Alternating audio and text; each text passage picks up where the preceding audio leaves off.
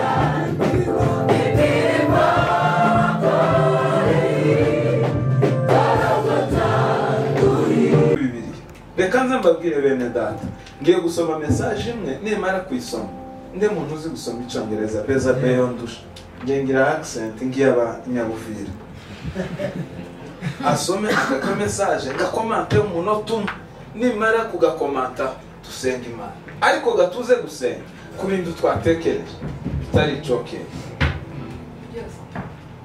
mapu kanzara ni gato akumusheri wanjye wakakwandikira bene kanone gato.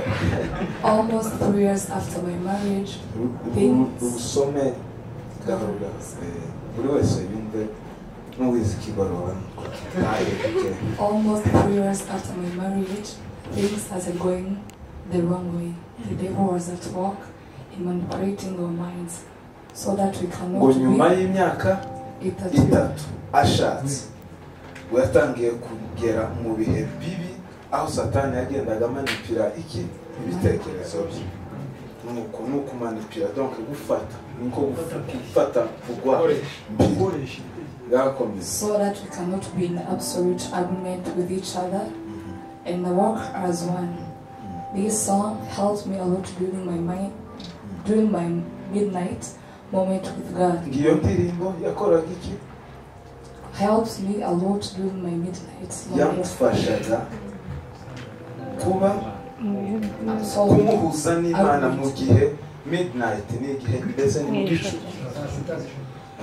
I listen to this song over and again as making me God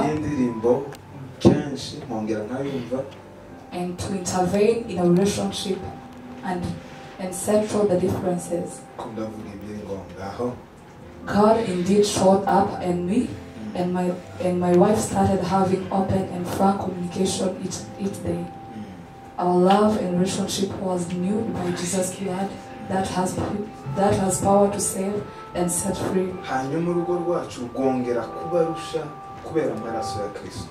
However, is reading this piece, please note that we need God perfectly settle our material issues and not man, as man is limited. Amen. God bless you.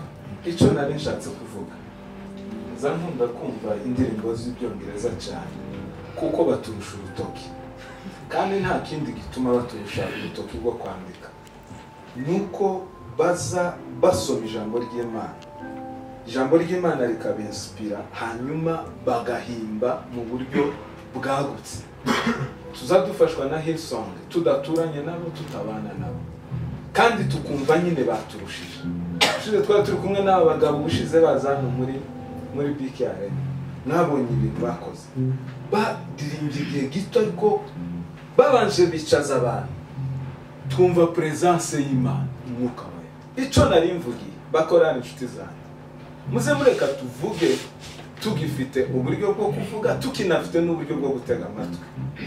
Izi ndirimbo zose tuzaturirimba uhereye kuri iyi dusoreje tubaye tugira akanya gato ku munsi ko gusoma ijambo ry'Imana.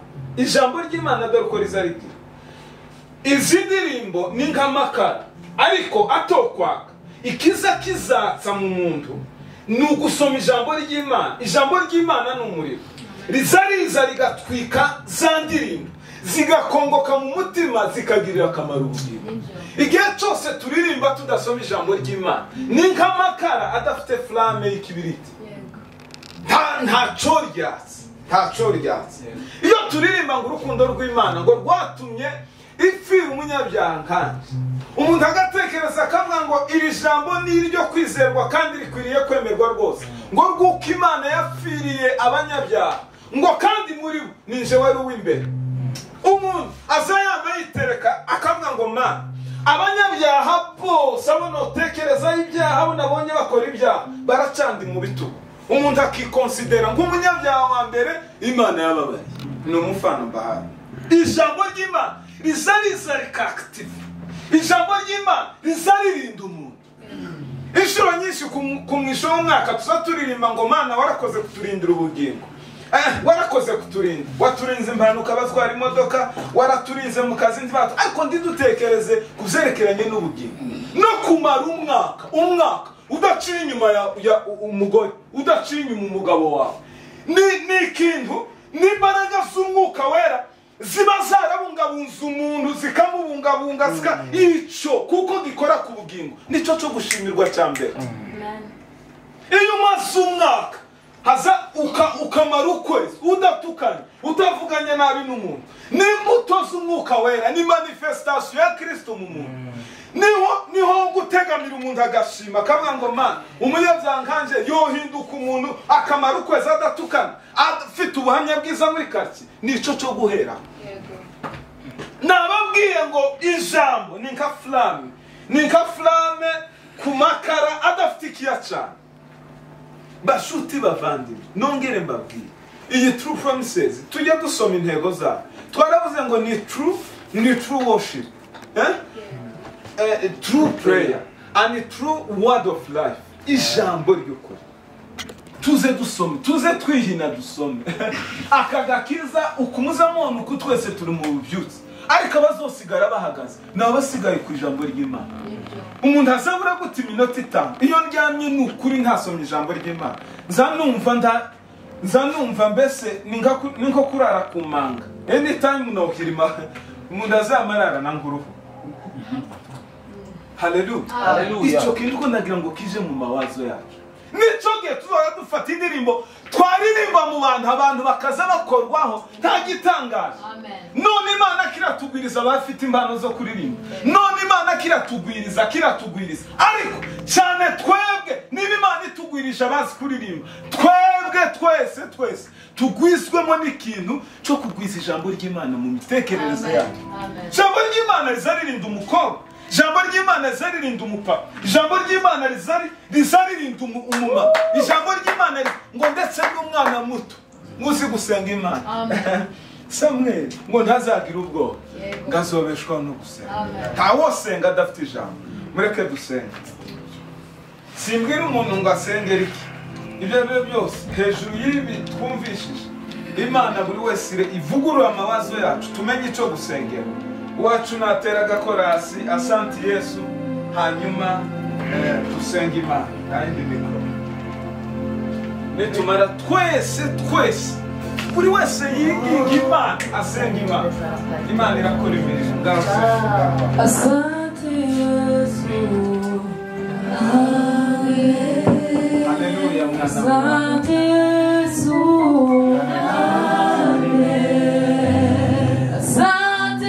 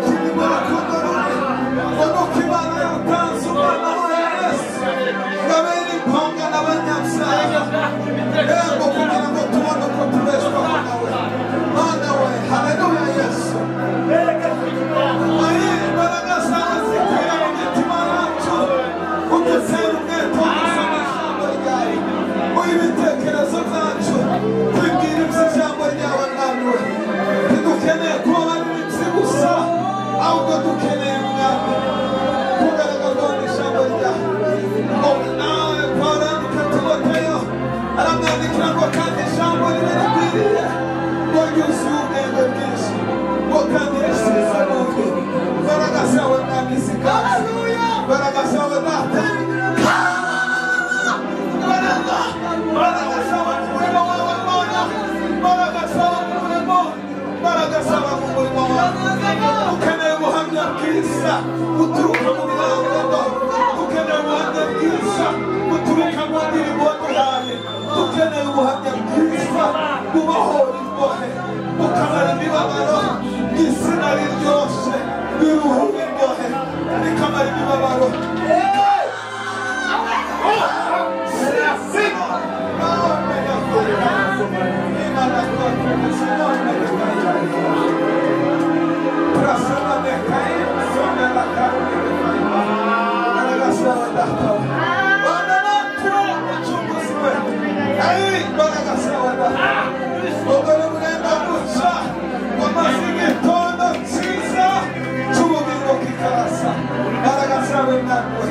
tugeze mu bihe bikomeye ibihe bibi byo kuyoba ibihe bibi by'ubuyobe bw'isi imbaraga zawe mwami nta kindi cyo turinda kitari ijambo ryawe dawidi yaranditse ngo nibike ijambo ryawe mu mutima ngo kugira ngo ntagucumuraho ijambo ryawe rigendagende mu mitekerereze yacu ijambo ryawe rigendagende mu mibiri yacu ijambo ryawe rigendagende mu bugingo bwacu ayi yesu mwana w'imana haleluya haleluya haleluya haleluya haleluya haleluya haleluya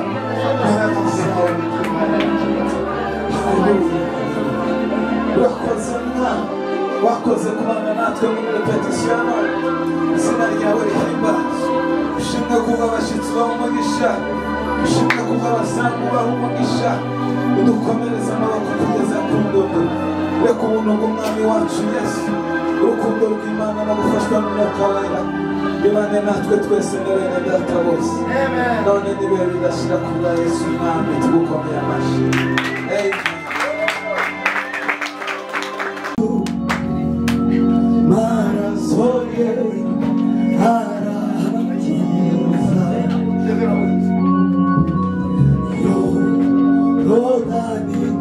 Yesu